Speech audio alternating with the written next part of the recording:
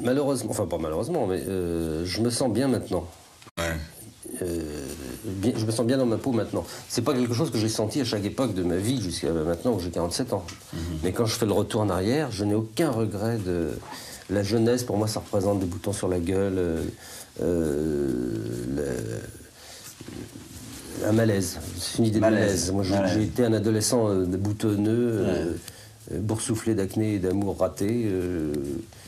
C'est une période triste où j'étais pas décisionnaire de ce que je faisais. Alors je suis très individualiste, très indépendant. Je dépendais de ma famille, de mes maîtres. Donc c'est pas une période... Bon, l'enfance...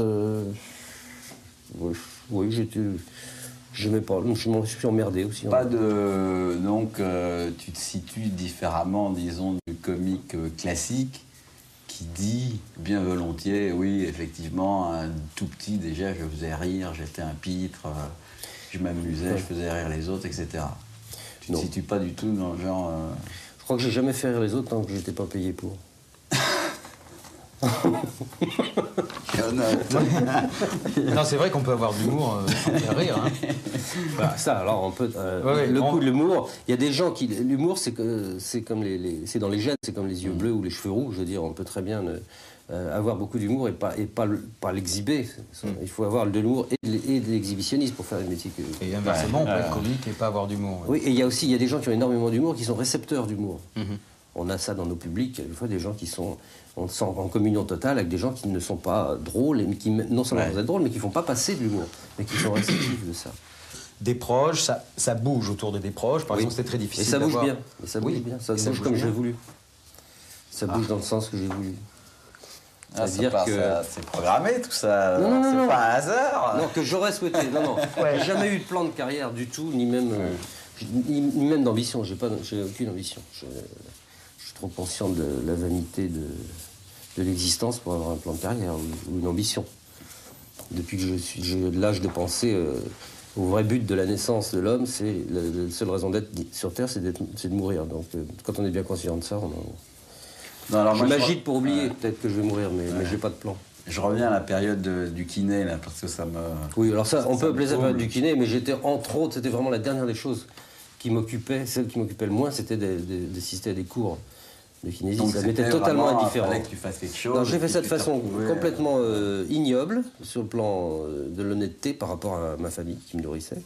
C'est-à-dire que j'ai subi ces cours pendant 2 ou 3 ans, dans le seul but de m'occuper pendant ces 2 ou 3 ans. D'avoir une raison de me faire donner à bouffer par mes parents. Mais à l'époque, tu avais...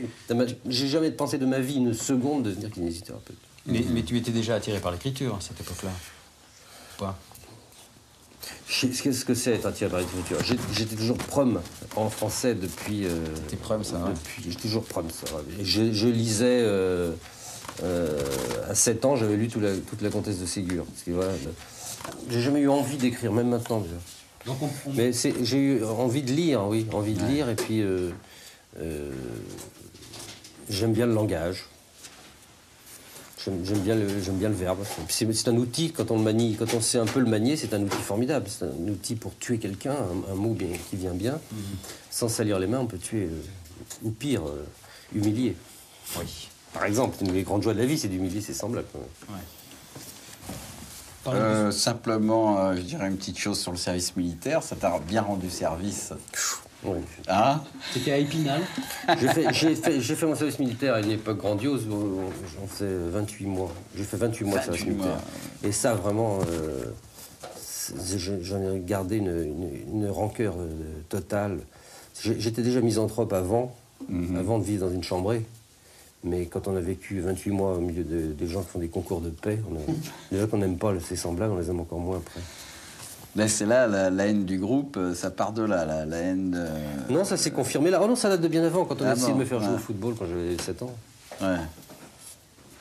Mais le football, alors moi je comprends pas non plus que ton truc contre le football. Oui, mais c'est pas une haine, c'est pas le football, c'est le groupe, là encore. C'est les gens, plusieurs personnes qui font les mêmes choses ensemble. J'ai l'impression que quand les individus se multiplient en nombre, leurs intelligences se divisent inversement proportionnellement. C'est ce que j'ai toujours ressenti. T'es sûr de ça? Je ne participe jamais à une manif, même si on manifestait pour la survie de mes enfants, je dirais pas. T'as jamais été dans une manif? Ah non, ça, alors là, je me jamais de ta vie? Ah non, jamais. Sûr? Oui. Une pétition? Signer une pétition? Non, jamais. Non? Non, jamais. Tu vas partir en tournée, donc tu te retrouves tous les soirs. On peut penser que tu te retrouves face à un groupe. Face à un groupe? Oui, face. Ah, ça, j'adore être face à Ouais. un groupe. C'est pas cette Le groupe n'est pas quelque chose qui te... C'est peut-être dans le groupe qui me gêne, c'est pas d'être devant, au contraire, je suis debout, ils sont assis. D'accord. Non, c'est pas la même chose. D'accord. Bon. Au foot, j'aimerais bien être le ballon. Quoi. Au foot, là, t'as dû recevoir un ballon dans la tronche quand t'étais petit pour avoir... Non, mais c'est assez grave ça, parce que quand j'étais gamin, j'avais l'impression, j'étais très longtemps... Enfin, ça continue, je ne suis pas du tout sûr de moi. Le jour où je serai sûr de moi, je pense qu'il faut, quand on est sûr de soi, on ne peut pas pratiquer les métiers que nous faisons du libre, je crois. Hein. Mais moi, j'étais pas du tout sûr de moi quand j'étais gamin. Et c'était au point que le fait de pas me sentir bien avec les footballeurs, par exemple, me donnait l'impression que j'étais anormal. D'ailleurs, ça a suivi par la suite au service militaire. Quand je ne participais pas au concours de paix dans les chambrées, je me faisais traiter de PD. PD. Il y avait pire que ça. Je me rappelle quand j'étais en Algérie, un jour, je m'étais baladé sur une plage, j'avais cueilli des roses des sables, parce que j'avais une chambrée. On avait chacun ce qu'on appelait des mechtas algériennes, on était séparés, on était dans la même pièce, mais séparés par des bambous. Et je m'étais mis des fleurs, des roses des sables dans un vase. Ouais. Oh le PD! Oh le Voilà. Et dis-moi, ça, c'est quelque chose que j'ai toujours ressenti. Tu viens de parler de l'Algérie, c'était pendant le service militaire, ça ou... Oui.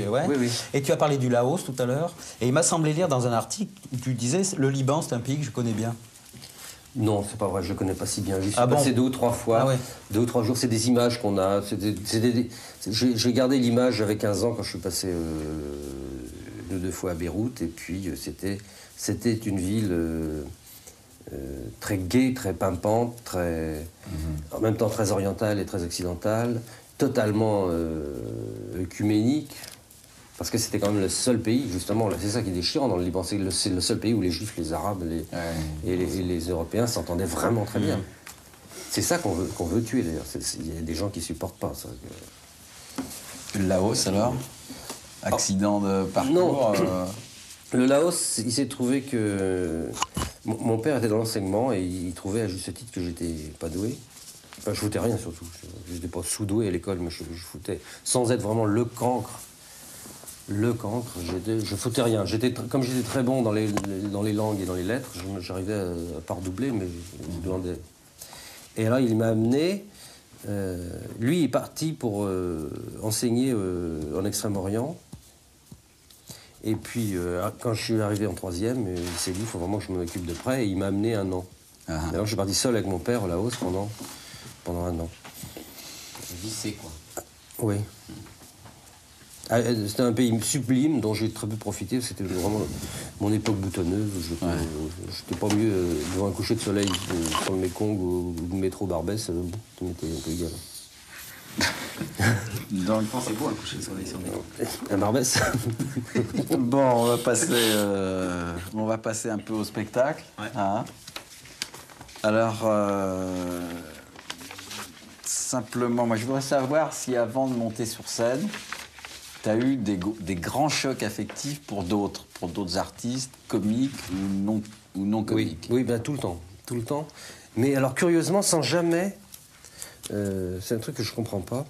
Je n'ai jamais eu envie de faire ça, ce que je fais. Ouais. Étant môme... Aucun fantasme. J'écoutais du Francis Blanche et Pierre Dac. Je dis étant bon, j'ai déjà lu Paul Lévy, je sais pas. Oui. Non, Pierre Dac, c'est tout de suite après la guerre, quand même. Oui, j'étais gosse, quand même. Et j'étais passionné par ça. Vraiment, je séchais des cours où je repoussais des rendez-vous pour pas rater des émissions de Pierre Dac, Francis Blanche, après Martin...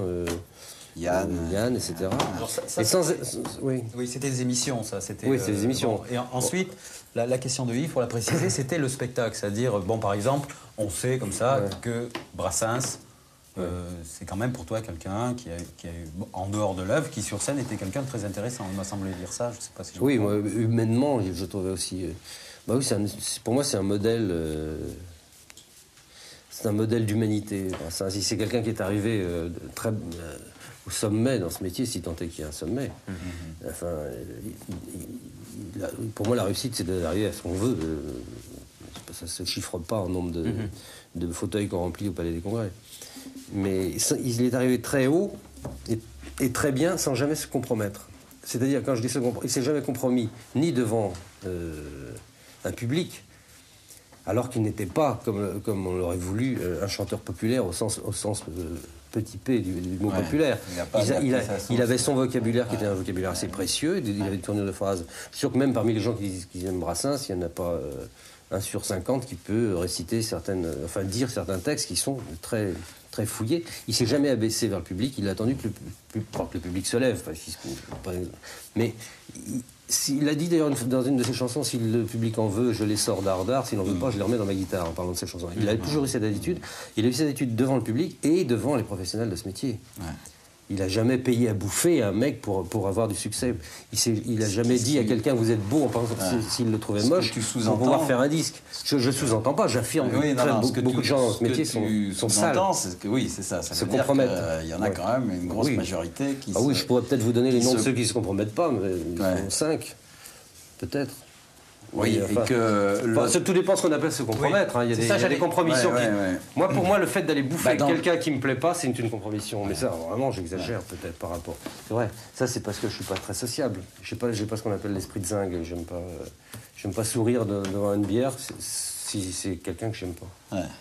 Et moi, j'allais poser la question, à quel moment tu pourrais éventuellement, toi, te compromettre, ou tu pourrais sentir qu'il te compromette par rapport... Parce que tu le sais, un métier difficile, où actuellement, bon... Moi, j'ai jamais dit que je m'étais jamais compromis, du tout. On n'a pas posé la question, ça t'est déjà arrivé de te trouver dans cette situation me compromettre vraiment, non, mais je sais que j'ai participé à certaines émissions auxquelles je suis fier de ne plus participer maintenant. Ouais. Certaines émissions avec des gens où je ne me sentais pas à l'aise.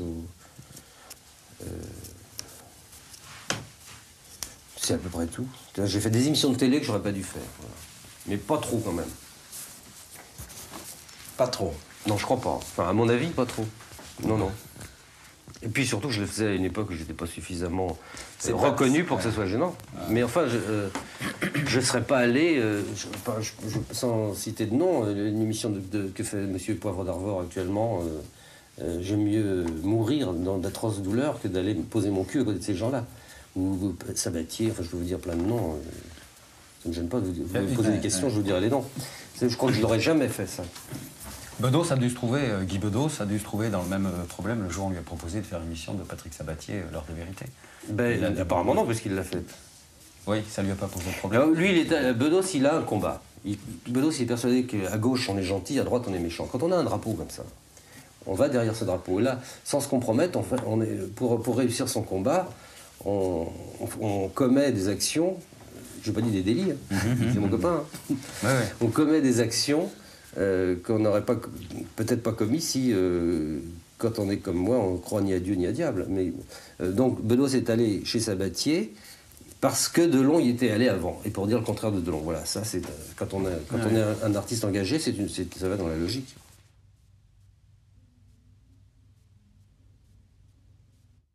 Et ça t'énerve pas un peu, ça t'irrite pas plutôt le fait qu'en ce moment on parle de Pierre Desproges sans arrêt, qu'on te demande un peu ton avis sur tout? Si, ça m'énerve. Ouais, en plus, ce que je pense, moi, ça n'a pas d'importance. Notamment dans les émissions d'information. Quand on dit ce que je pense de l'imparfait du subjonctif, c'est mon métier d'écrire.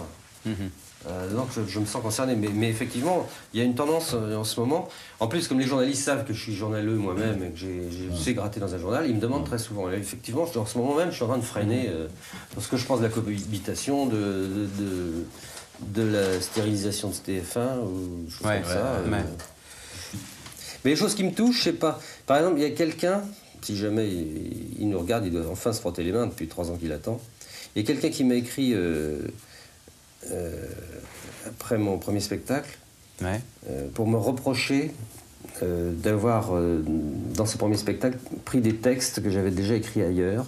Et donc, il mettait en cause mon incapacité à me renouveler. J'ai trouvé que c'était un mauvais procès, parce que c'est pas parce qu'on... Oui, c'était la première fois que tu passais sur scène, oui. en plus. Et donc, j'avais repris 1 ou 2 textes dont je m'étais servi ou en radio ou dans un bouquin qui s'appelait « Vivons heureux en attendant la mort ». Et le type m'a fait le procès, il m'a dit « C'est étonnant, on pensait que vous étiez capable d'avoir de nouvelles idées de temps en temps. » Ça, c'est le genre de truc qui me touche, parce que, justement, étant quelqu'un de... ayant appris à gratter, à écrire dans la presse quotidienne, je me fais fort d'être quelqu'un qui écrit, qui donne ce qu'il a écrit, qui le fout à la poubelle, qui le lendemain recommence autre chose. Donc ça, c'est un truc qui m'avait blessé. Oui.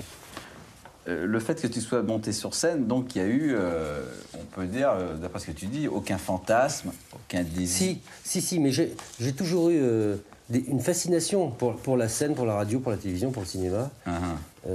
Une fascination, mais je me suis jamais mis dans la pensée, je me suis jamais mis dedans. Je me suis jamais dit une seule fois, et moi, pourquoi je ferais pas ça? Et c'est même aller très loin, parce que j'ai fait, il y a un moment où je me rappelle quand j'étais journaliste, j'avais des loisirs, et j'occupais mes loisirs à faire des bandes, à écrire des sketchs, à les enregistrer, à les faire écouter à des copains. J'écrivais des chansons, paroles et musique, très mauvaises. Je jouais là pour mes copains. Mais pas une seule fois, je me suis dit, et si je faisais ça en public? Comment tu procèdes pour écrire? Par exemple, là-bas au bout, il y a le texte Pierre Desproges se donne en spectacle. Comment je procède? Je peux vous montrer. C'est là-dessus. Pour écrire un spectacle, tu veux dire? Oui, bien sûr. Tu vois, là, j'ai un dossier, il y a écrit OMS 3. Alors, OMS, ça veut dire One Man Show. Oui, bien sûr. Voilà. Alors, OMS 3, c'est des bouts de machin, au cas où je serai encore en vie dans 2 ans. Je repiquerai là-dedans, j'ai noté des bouts d'idées, ou des mots, quelquefois. Jessica, enchantée Jessicouille. Je ne sais pas si c'est très amusant. Peut-être que ça ne servira pas, j'espère, parce que c'est très bas. Mais voilà, j'ai des bouts de machin comme ça. Et puis à partir d'un bout, je peux... j'étire, quoi. Je mets des guirlandes. Ça, c'est... J'ai fait un truc sur les l'amour. Je sais pas si... Il a la tête sur les épaules, je vous dis pas de qui. Je sais pas ce que ça veut dire, ça. Faudrait que je trouve. J'ai un profond respect pour le mépris que j'ai des hommes. Je trouve que c'est une chute.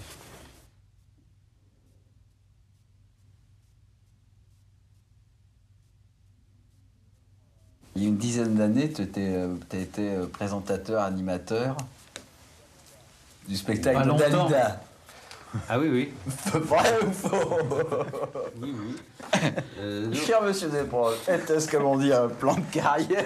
Ah non, pas du tout. Un accident de parcours ou un pari? Et en tout cas, pas du tout une compromission. Il s'est trouvé que j'ai été...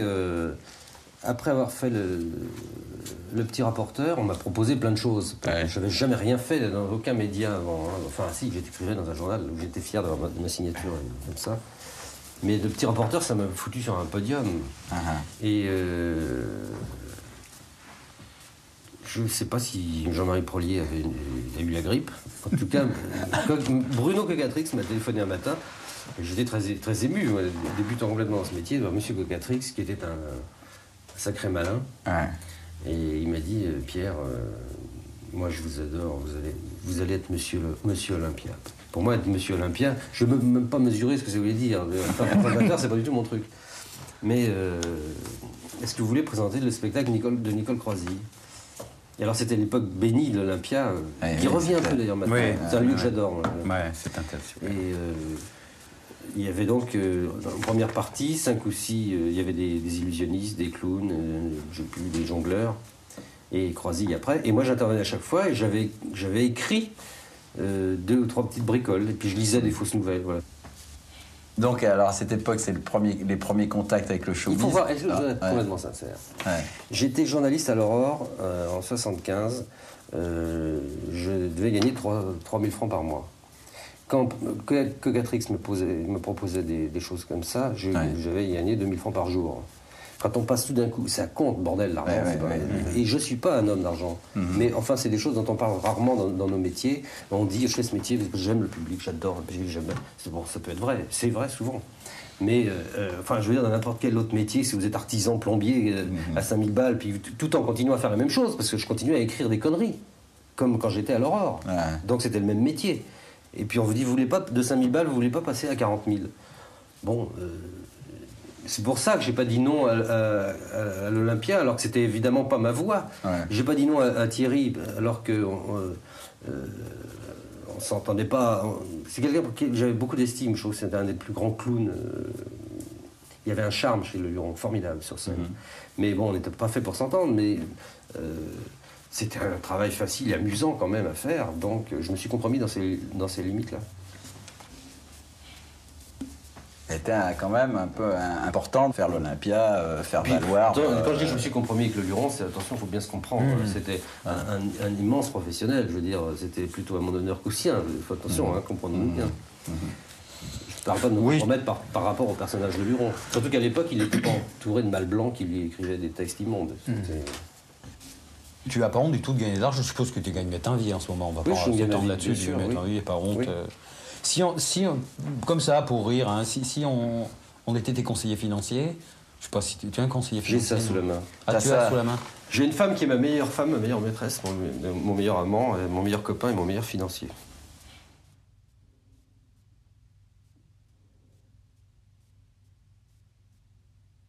Ton premier public, c'est ta femme? Oui. Ah oui, toujours. Oui. C'est pratique, elle n'est pas loin. Tu sais, il y a toujours un débat dont on ne parle pas d'ailleurs des femmes d'artistes, mais elle se tient bien, elle est correcte.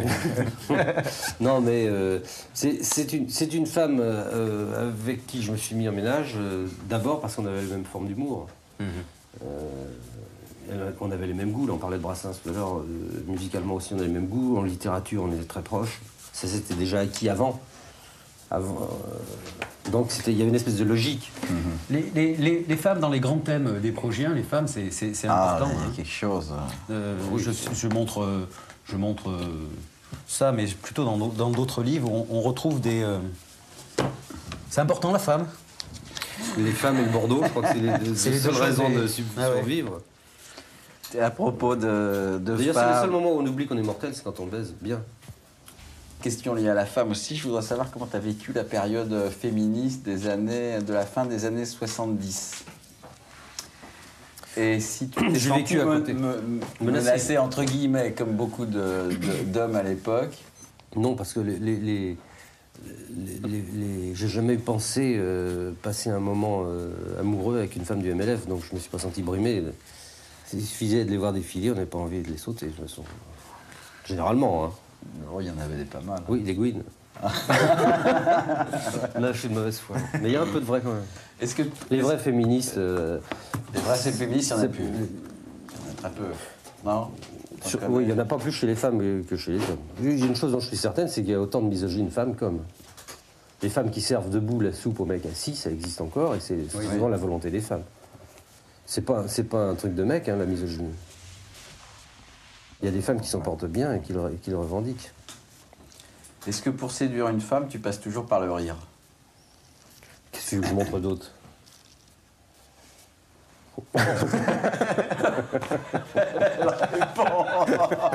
C'est une réponse. Non, bah évidemment. Bah, c'est évident que... ta question est complètement pourrie parce que vous deux, les connards, comment vous faites vous? quand on a la chance d'avoir cette arme-là, c'est évident que c'est la... Et puis d'ailleurs, les femmes le disent très très souvent. Quand on parle de séduction chez un homme qui fait rire, c'est quelque chose qui... Oui, c'est vrai. À l'inverse, moi aussi, une femme qui me fait rire, ça me couche alors complètement. Je peux tout faire. Les femmes bêtes, non, ça te... Parce qu'il y a des femmes qui sont excitées par des femmes assez bêtes. C'est excitant. Oui, mais c'est une autre forme de sexualité. C'est, je sais pas, une conne ou une belle charolaise. On a envie, quelquefois, besoin de ça. Quelquefois, moi, je suis assez raffiné à table. Je peux me faire pendant 3 heures, faire cuire un petit homard aux légumes. Et puis le lendemain, j'ai envie d'un vieux Caprice des dieux avec un Préfontaine, et il n'y a que ça qui me fera du bien, qui me fera rire le ventre. Et de même que quelquefois, une bonne conne qui pense pas, c'est bien. Et les femmes aussi ont des mecs qui... Des forts des halles, de temps en temps. Ça les empêche pas de finir à finir. J'ai souvenir d'une émission de télévision où tu avais demandé de choisir des séquences comme ça qui t'avaient marqué. Et tu avais choisi, je crois, un défilé de femmes. C'était à Belfast, je crois. Ah oui. Entre catholiques et protestantes. Pour avoir un petit oui, ça c'est... Non, parce que c'est parce que je pense que les femmes sont... Tu crois vraiment, comme Aragon, que la femme... Il te le dit, ça. T'aimes beaucoup Aragon. Hein. Sur le plan du verbe, oui. Comme homme, non, pas du tout. Je ne peux pas l'aimer. Il était communiste. Je ne peux pas supporter les communistes. Mais... C'est viscéral ou c'est... Oui, c'est viscéral, mais c'est pas seulement les communistes. Toutes les formes de fascisme m'ennuient. Et tous les gens pratiquants m'ennuient. Me font peur, surtout. Les gens qui croient à quelque chose, qui sont derrière un drapeau. Ouais. J'ai un peu peur. Parce qu'il faut élaguer pour arriver sur la montagne où on va planter son drapeau. Ça date des croisades, mais ça continue avec Le Pen et chez Gorbatchev, c'est évident. Qu'est-ce qu'on disait au début de la phrase ? Oui, les femmes irlandaises. Mais parce que j'ai trouvé que c'était un superbe symbole. Je veux dire que ça m'étonnerait pas que les femmes libanaises, juives et arabes, aient ce genre d'envie. Il n'y a qu'à les voir. D'ailleurs, quand on voit ces reportages tout à fait déchirants sur les bonnes femmes et les gosses dans leur maison au Liban, les femmes n'ont jamais eu envie de porter un fusil. Pour moi, c'est quand même un signe d'élégance morale.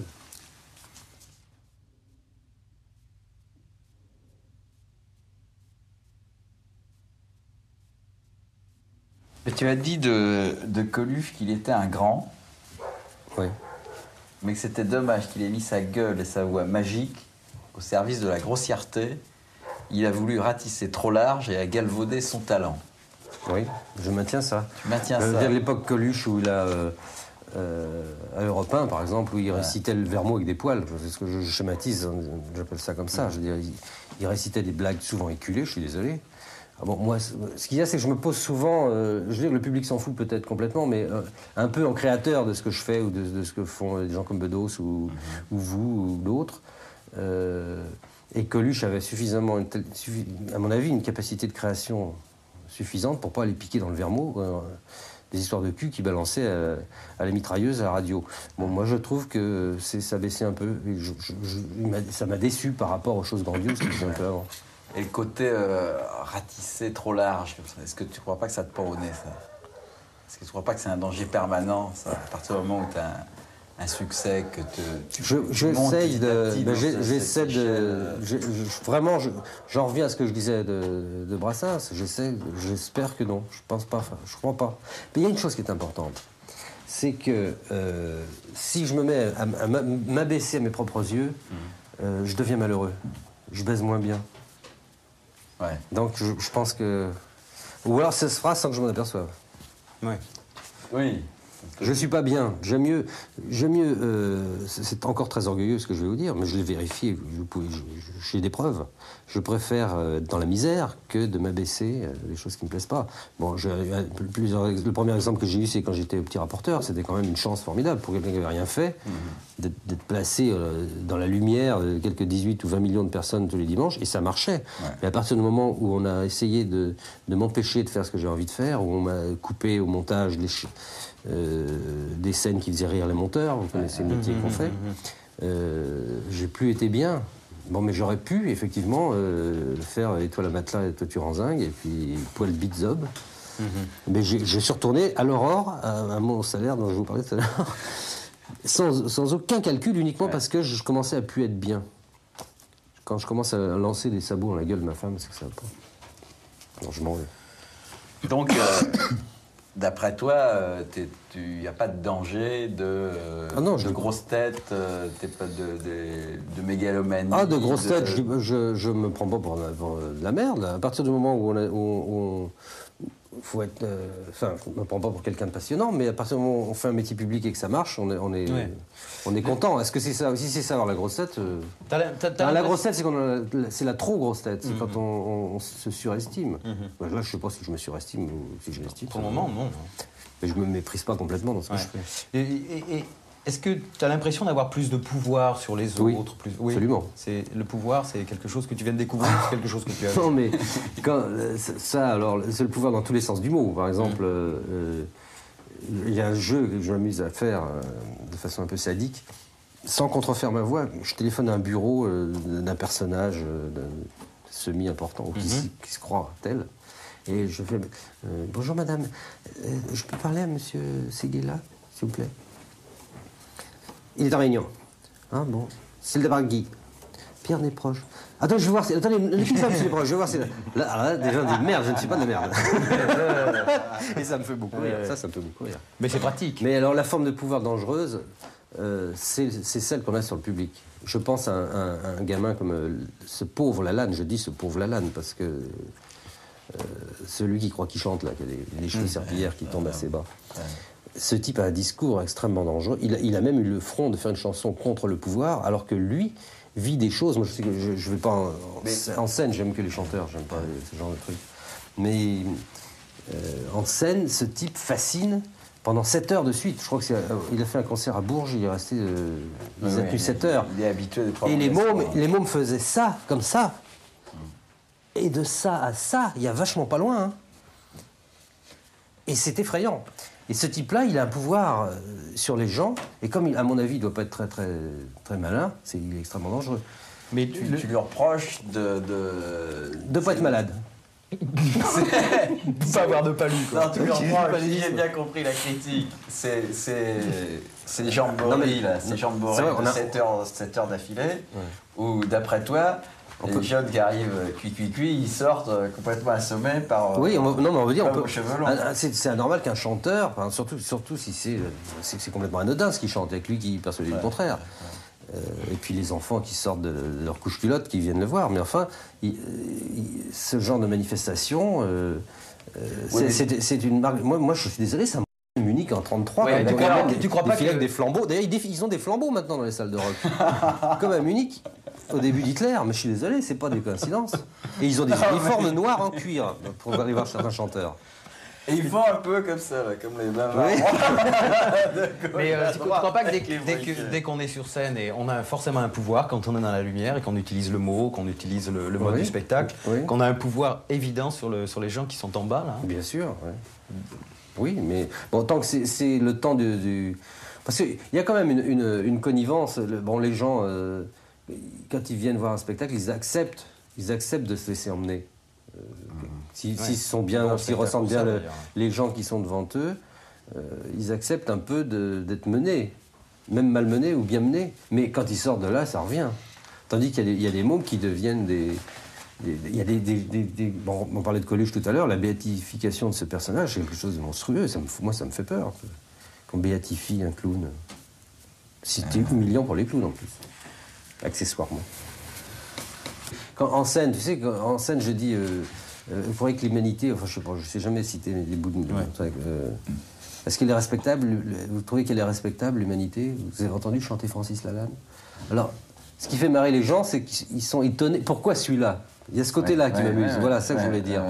Pourquoi celui-là? Parce que c'est pas évident. Effectivement, il y a des chanteurs ou des maîtres à penser qui sont plus évidents que celui-là.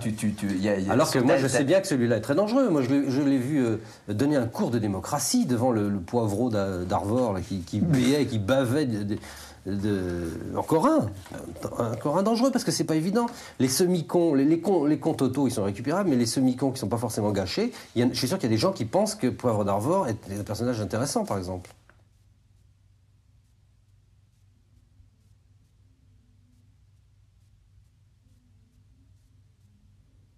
Tu lis beaucoup de journaux, tu regardes beaucoup de journaux télévisés. Oui. Est-ce que ça j'ai un besoin, comme j'ai toujours peur de mourir, j'ai un besoin de... Je crois que c'est les gens qui ont peur de la mort font toujours référence à l'heure. Ils regardent qu'est-ce qui se passe. Ils se situent tout le temps dans le temps qui passe. Moi, quand je me couche, je me dis chouette, j'ai tant d'heures à dormir, j'ai plus de temps d'heures. Et les journaux, les bulletins, toutes les heures, les radios, ça me ponctue l'existence. Puis l'autre raison, c'est que professionnellement, j'en ai un petit peu besoin. Toi, ta propre mort, c'est un sujet qui revient à certaines périodes. Tout le temps, tous les jours, toutes les demi-heures, tout le temps. Sans arrêt. Ah oui, enfin non, je m'arrête pour dormir. Bon, alors c'était la parenthèse. Non, mais chaque fois qu'il m'arrive quelque chose de bien, je me dis c'est dommage qu'il va falloir mourir après ça, tu vois. En plus, je suis quelqu'un qui doute tout le temps, et la seule certitude que j'ai, malheureusement, c'est celle-là. Ouais. Je ne crois pas à Dieu, je ne crois pas au diable, je ne crois pas à Giscard d'Estaing. Toutes les grandes valeurs me passent au-dessus.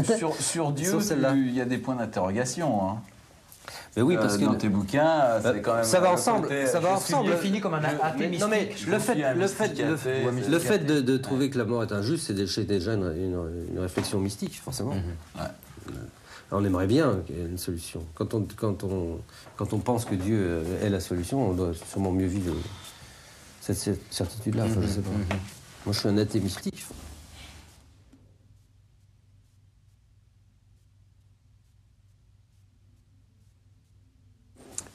Il y a l'homme de spectacle chez De Gaulle que je. Oui. Je sais pas si vous avez. Quand on voyait des stock shots des émissions de l'époque, à quoi ils ressemblent tous ces cons là. Lui, il avait, mais même si ça faisait rire, même si on n'était pas du tout dans son discours, c'était un énorme orateur, un type extraordinaire, et un acteur, et une gueule. Enfin, c'est inouï. Et depuis, c'est vrai que des petits crapauds qui sautillent. Et puis il y a aussi, j'en reviens à ce que je disais tout à l'heure sur les gens qui se compromettent ou qui se compromettent pas. C'est un type qui s'est pas sali, je crois pas. Et il a jamais cherché. Il voulait pas le pouvoir pour avoir des cocardes sur sa déesse. Je crois pas. Il avait une idée complètement mystique et dingue. Je n'ai pas dit que j'ai jamais voté pour lui non plus. Hein. J'aurais pas voté pour lui. Donc t'as vraiment jamais voté ou ça t'est arrivé quand même? Non, de dire que. Non. Je suis pas gaulliste, mais au spectacle, c'était une parade des bons acteurs, et puis des gens pas sales, pas compromis. C'est quand même assez amusant. Enfin, je sais pas, je cherche pas la contradiction systématiquement, mais s'intéresser à des faits de société et en même temps avoir du recul et prendre position, il y a un moment donné où il faut quand même passer à l'action. Donc tu crois qu'on peut, ne serait-ce qu'en votant, en ayant l'impression effectivement que... J'aurais l'impression de passer à l'action en votant si j'avais le choix entre... si on me donnait le choix entre Le Pen et n'importe quel autre sauf Marchais, j'aurais voté pour n'importe quel autre sauf Marchais. Voilà. Mais là j'ai vraiment pas le choix.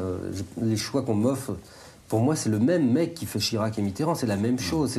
Ils se foutent complètement du bien-être de l'humanité, ils se foutent complètement du progrès de l'homme.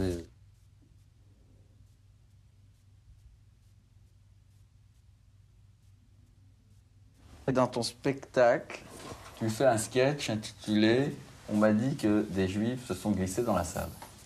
Oui. Bon, alors, c'est pas vraiment le titre, c'est la première phrase. J'adore, alors c'est le meilleur moment pour moi, c'est arriver sur scène en disant on me dit que des juifs se sont glissés dans la salle, j'adore dire ça. Alors c'est vraiment, il est très drôle ce sketch. Il est ambigu surtout. Il est ambigu, c'est vraiment toujours sur le fil du rasoir. Oui. D'ailleurs, les gens n'osent pas... Il y a quand même... les antisémites n'osent pas rire dans ce sketch, en réalité. Et les juifs se croient obligés de rire. Est-ce qu'un sketch comme ça te demande plus de boulot sur le plan de l'écriture? Non, c'est d'un jet. Parce que, non, parce que je vais te dire, il y a des... Tu sais, je crois que c'est pareil quand on compose une chanson, peut-être. Quand tu trouves une phrase musicale que tu sens bien, le reste vient. Tout est sur le même ton. Ouais. Donc, t'as pas du tout eu peur en faisant ce sketch d'accès d'antisémite et tout? Si. Non, je crois que tu parlais de l'écriture sur le plan de l'alignement des mots. Oui, non, je parlais pas ça, je parlais de mais j'ai pas compris. Là, je vais trop loin. Là, je veux dire, si t'as fait une autocensure, si t'as retiré... J'ai pas fait d'autocensure, mais à partir du moment où j'ai écrit ce truc-là, ça m'a posé des problèmes. Je me suis même réveillé en sursaut la nuit, est-ce que je peux faire ça, on va faire ça. Mais c'était pour une raison très particulière, c'était pas pour... Parce que je sais, bon, c'est le problème éternel du sketch de Bedos, Marrakech, comment vont prendre les Arabes. Mais ça m'était plus personnel, la querelle que je me faisais à moi-même, c'est que je nomme quelqu'un là-dedans, qui est une amie, et qui pouvait prendre ce sketch. C'est Anne Sinclair, pour ne pas la nommer. Anne Sinclair qui a dit dans un livre... Bon, je reconnais que j'ai extrait la phrase du contexte, comme on dit. C'est vrai que c'est jamais très, très clair. Mais elle a dit « J'aurais pas pu tomber amoureuse d'un non-juif. J'aurais probablement pas pu tomber amoureuse d'un non-juif. » Et j'ai trouvé que c'était embêtant que quelqu'un violemment antiraciste profère ce genre de vérité troublante. Je veux dire, pour moi, c'est la même chose que de dire je ne donnerai pas ma fille à un nègre. Faut gueuler les chiens quand je parle. Alors, ce que j'ai fait finalement, bon, j'en ai parlé avec Guy, avec Bedos, avec des copains. Tu l'as eu au téléphone Et finalement, 8 jours avant la première, j'ai envoyé le texte à Anne. Ouais. Je lui ai envoyé avec une petite lettre. Je ne l'ai pas soumis, je ne l'ai pas soumis à sa censure, ni à son approbation. Je lui ai mis une lettre en lui disant voilà que. En plus, elle était invitée à venir au théâtre, donc je lui voulais pas que ce soit surprise. Et puis je lui ai dit j'aime pas égratigner mes amis par derrière, donc je le fais par devant. Et elle m'a appelé le lendemain, elle sait ce qu'elle a fait, elle était absolument ravie. C'est-à-dire qu'elle a pris ce sketch au 2e degré, alors qu'il fallait le prendre au 3e. Mais les Juifs, ça revient souvent quand même dans tes bouquins. Il y a une. Oui. C'est un thème qui t'est cher. Moi, je suis né en 1939. Et à la fin de la guerre, je me souviens plus de mes j'ai pas de souvenir de mes 5 ans ou de mes 6 ans. Mais de savoir que je suis né à cette époque-là, qu'il s'y est passé ce qui s'est passé vis-à-vis des Juifs, c'est un truc que j'ai toujours pas compris au sens fort. C'est de même que je comprends pas Dieu. Ouais. Dieu ou non Dieu, j'arrive pas à comprendre. Tu comprends pas l'antisémitisme? Non, je comprends pas. Ah si, l'antisémitisme, je comprends très bien toutes les formes de racisme. Mais que des gens, des administrateurs, justement, aient envoyé des gens par paquet de mille se faire oxyre au nom du racisme, c'est un truc, je ne comprends pas que mes parents, par exemple, aient vu ça. À une époque qui est la mienne, c'est pas Léon, c'est pas Attila, c'est la semaine dernière. Ouais. Alors je l'ai jamais compris avec ma sensibilité et mon intelligence, c'est que je ne peux pas comprendre. Comprendre, je dis même pas admettre, mais comprendre. Alors c'est par rapport à mes 47 ans, presque mon demi-siècle sur Terre, c'est la chose sur laquelle je reviens souvent parce que je comprends pas que ça puisse arriver. Et en même temps, j'ai très peur que ça revienne. Je trouve ça fabuleusement inimaginable que des êtres humains puissent commettre ça. C'est pour ça qu'à la limite, les gens qui développent les théories selon lesquelles c'est pas vrai, les concentrations, il y a des moments où je me dis, mais... Peut-être que... Bon, je plaisante là, évidemment, mais moi, ça passe mon entendement que ça puisse faire. Mais t'es un peu jaloux de l'humour juif aussi, non? Non, je ne suis pas de l'humour juif, je suis assommé, fatigué par la prétention qu'ont certains juifs de détenir la clé de l'humour. Ils nous gonflent, alors là, vraiment, je les emmerde. C'est pour ça que je mets en face l'humour limousin dont je suis le seul dépositaire. Malheureusement, l'humour juif a des grands noms. T'as Chaplin, Woody Allen, entre autres. Oui. L'humour limousin... Non, mais c'est des conneries. C'est comme si de dire que la race juive, que les juifs sont plus doués pour les banques que les bourguignons, c'est complètement con. C'est parce qu'on les a mis dans des situations où on les a empêchés de faire autre chose. Ils étaient bien obligés d'être banquiers, ils étaient bien obligés d'être usuriers. On ne voulait pas leur laisser planter un chou. Mais c'est pas dans les gènes, ça. C'est comme l'humour, ça n'est pas dans les gènes. De tout, enfin, je vais exactement dire le contraire de la première phrase que j'ai dite au début de l'interview. Non, c'est-à-dire l'humour, ça peut être dans les gènes d'un individu, mais pas dans les gènes d'une race. C'est complètement dément. Comment tu vis? Est-ce que tu as des angoisses? C'est aussi raciste que de dire que les Arabes sont des feignants. Dire que les Juifs font de l'humour, c'est aussi raciste que de dire que les Arabes sont des feignants. Comment tu vis l'intégrisme? L'intégrisme religieux? Bon, ça me fait peur. Oui, je parlais des gens qui courent derrière les drapeaux. Ceux-là, ils courent derrière des multitudes de... Oh là là, ça fait très peur. Déjà, la CGT qui manifeste dans la rue, j'ai peur. Alors, tu penses, les mollahs?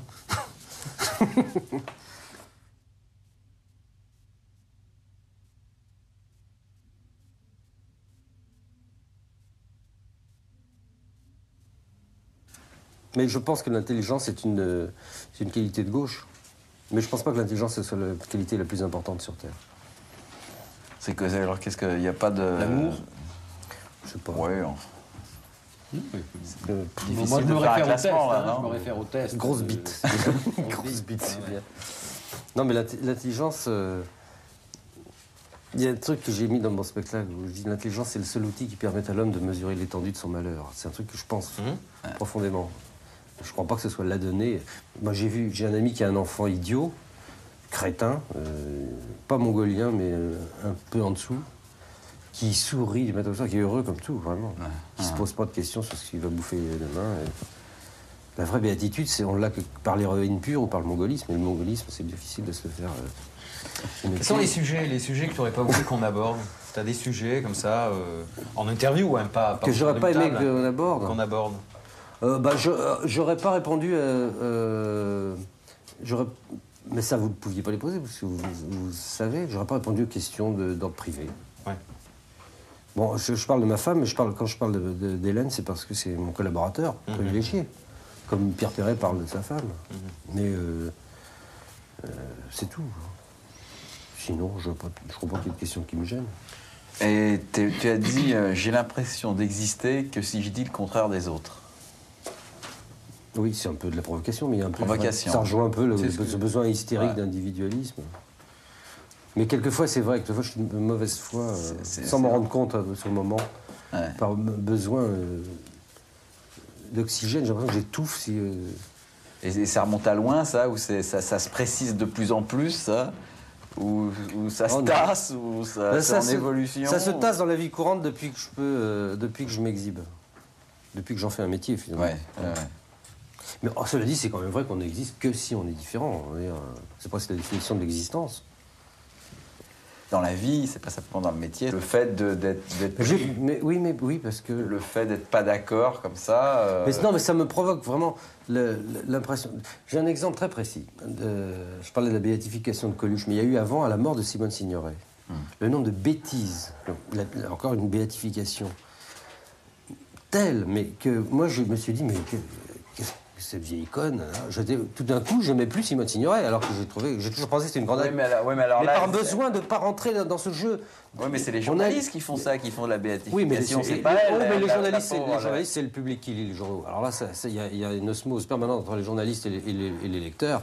Les journalistes écrivent ce que les gens ont envie de lire. Ils étaient absolument, toute la France entière, ils avaient jamais vu... On a écrit des choses à la fin de la...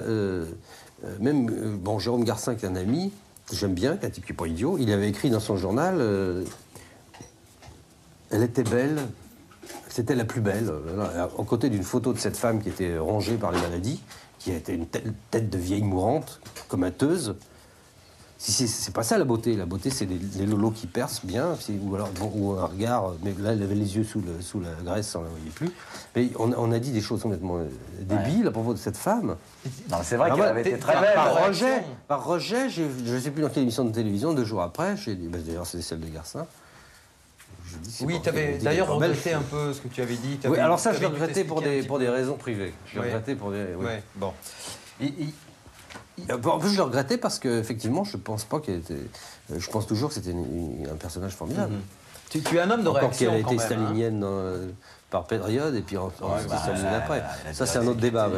On a le droit de changer d'avis, mais pas d'essayer de... Ce qui est très dangereux chez ce genre d'intellectuels, c'est qu'ils essaient de convaincre une génération que Staline, c'est Dieu. Et puis après, comme eux sont des intellectuels, ils ne se sentent pas les responsabilités qu'ils ont quand ils disent des conneries pareilles. Et puis 25 ans après, ils ont le droit de dire absolument le contraire. Et tout le monde, oh, la Signoret, quel génie, qu'est-ce qu'elle pense bien. Ça aussi, c'est suspect. Oui, mais alors je dis pas qu'on n'a pas le droit à l'erreur, mais ils ont eu le droit d'être des gens de spectacle et d'avoir des opinions politiques. Ah, je dis pas ça. Bon, c'est vrai qu'il y a une responsabilité à partir du moment où... Non, mais d'avoir des responsabilités. Mais tout le monde a le droit d'avoir des opinions. Mais de les vomir sur la place publique, surtout quand c'est des conneries, aussi graves que les montants Signoret, ils ont été staliniens. Stalinistes convaincus. Attention, jusqu'en 57 ou 8, c'est-à-dire qu'ils n'avaient pas lu Kravchenko en 47, alors qu'ils étaient déjà des grands garçons. C'est quand même étonnant. Et puis après, 20 ans après, ils ont le droit de dire absolument le contraire.